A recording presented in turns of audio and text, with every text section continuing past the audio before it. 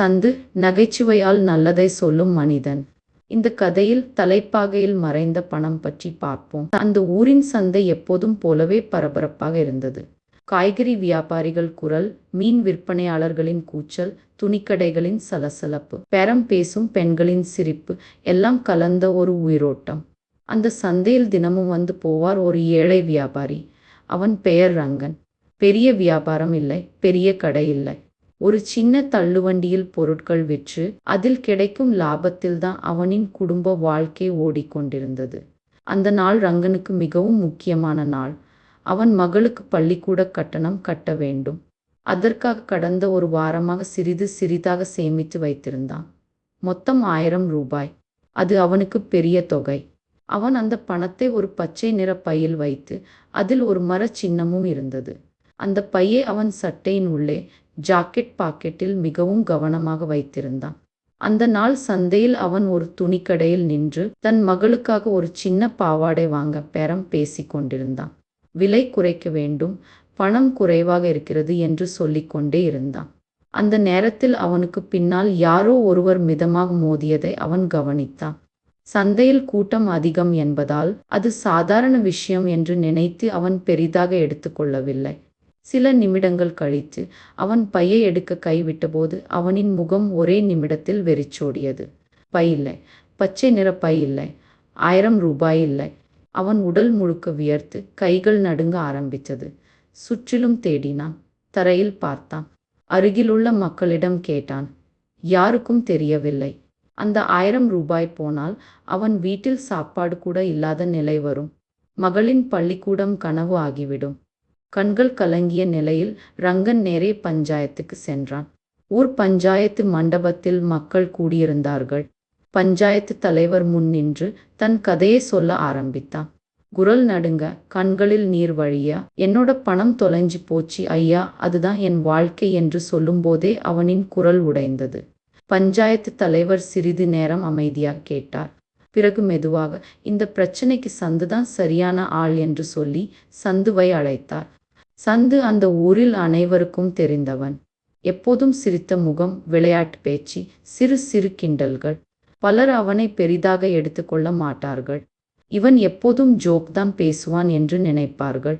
ஆனால் பெரிய பிரச்சனைகள் வந்தால் தீர்வு காண்பது சந்துதான். சந்து வந்தவுடன் ரங்கனை அருகில் அழைத்து மெதுவாக பேசினான். என்ன நடந்தது?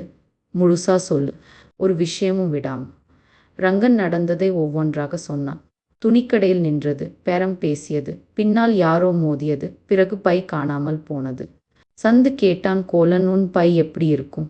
ரங்கன், பச்சை கலர், அதுல ஒரு மர சின்னம் இருக்கு, அதுல 1000 ரூபாய் இருந்தது.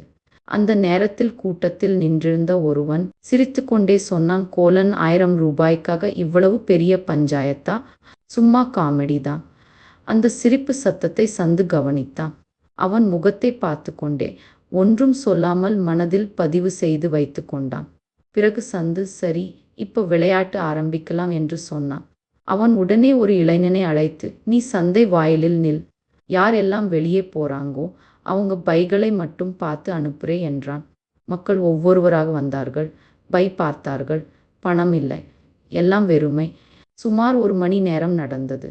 ஆனால் எதுவும் கிடைக்கவில்லை. ரங்கனின் முகம் மேலும் சோர்ந்தது.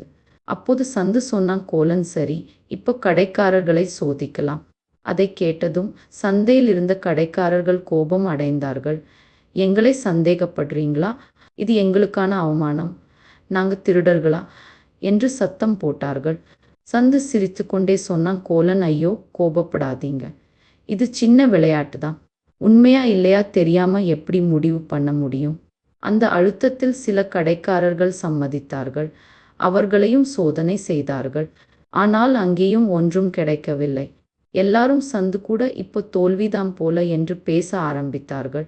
அந்த நேரத்தில் கூட்டத்தில் ஒருவனை சந்து கவனித்தான். அவன் தலையில் ஒரு பெரிய தலைப்பாகை டர்பன் கட்டியிருந்தான். அவன் அதிகமாக பேசவில்லை. ஆனால் அவனுடைய கண்கள் மட்டும் எப்போதும் அசைந்து கொண்டிருந்தது. சந்து மெதுவாக அவனை நோக்கி நடந்தான். அவனை பார்த்து திடீரென்று சந்து கூச்சலிட்டான், ஏய், உன் தலைப்பாகையில பல்லி இருக்கு. அந்த மனிதன் ஒரே நிமிடத்தில் பயந்து, ஐயோ என்று கத்தி தன் தலைப்பாகையை பிடுங்கி கீழே போட்டான். அந்த தலைப்பாகையிலிருந்து பச்சை நிற பை கீழே விழுந்தது. அதில் மரச்சின்னம். அதே ரங்கனின் பை. ஒரு நொடியில் சந்தை முழுக்க அமைதி. அடுத்த நொடியில் கூட்டம் முழுக்க சத்தம். ரங்கன் ஓடி வந்து அந்த பையை எடுத்தான். திறந்து பார்த்தான். 1000 ரூபாய் முழுசா இருந்தது. அவன் கண்களில் ஆனந்த கண்ணீர். சந்து காலில் விடப்போனான். வேண்டாம் ரங்கா, எழுந்திரு. உன் பணம் உனக்கு திரும்ப கிடைச்சது போதும் என்று சந்து அவனை தூக்கி நிறுத்தினான். பிறகு சந்து முன்னாடி சிரித்த அந்த மனிதனை நோக்கி திரும்பினான். நீதான் சொன்னே இல்லையா 1000 ரூபாய்க்கு இவ்வளவு பஞ்சாயத்தா என்று. உனக்கு அது சின்ன தொகை, ரங்கனுக்கு அது வாழ்க்கை. பிறகு மெதுவாக சொன்னான், 1 ரூபாயும் கூட யாரோ ஒருத்தனின் கனவுதான். நமக்கு சின்னது, மற்றவருக்கு உலகம். திருடிய அந்த மனிதன் தலைகுனிந்து நின்றான். அவன் சந்தையில் வியாபாரம் செய்யும் உரிமம் உடனே ரத்து செய்யப்பட்டது. ஊரிலிருந்து வெளியே அனுப்பப்பட்டான். ரங்கன் சந்து கையை பிடித்து, நீ இல்லனா என் வாழ்க்கையே போயிருக்கும் என்று சொன்னான். சந்து சிரித்து கொண்டே, நான் இல்ல, உன் நம்பிக்கைதான் உன்னை காப்பாத்துச்சு என்றான். அந்த நாள் முதல் அந்த ஊரில் ஒரு சொல்லு பரவியது. சந்து சிரிப்பவன்தான், ஆனால் உண்மையில சந்துதான் ஊரின் புத்திசாலி. மற்றும் ரங்கன் வீட்டில் அந்த நாள் இரவு முதல் முறையாக சாப்பாடு சாப்பிடும்போது அவன் மகள் சொன்ன ஒரே வார்த்தை, அப்பா, அந்த சந்து அண்ணா ரொம்ப நல்லவர் இல்லையா? ரங்கன் கண்களில் நீர் வழிய, ஆமா, சில பேர் தேவதைகளா இல்ல மனிதர்களா வருவாங்க என்றான்.